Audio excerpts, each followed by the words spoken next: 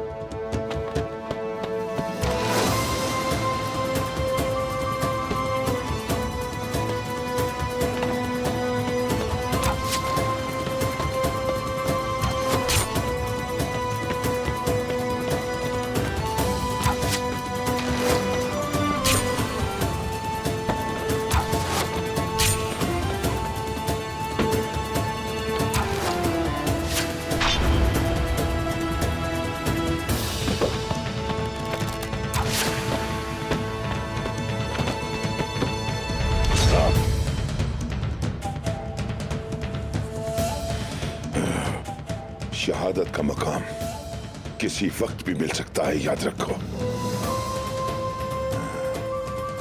गलती करने वाले को मैं नहीं छोड़ूंगा, ये अच्छी तरह जान लो।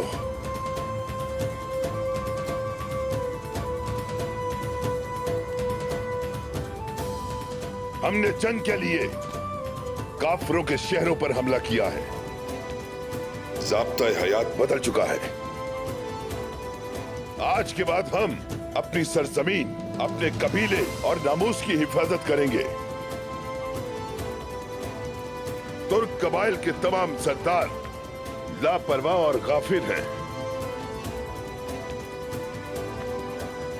हम लड़ेंगे और काफिरों को मारेंगे।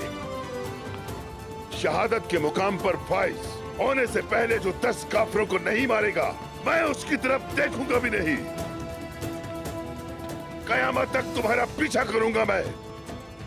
समझ गए तुम लोग? समझ गए।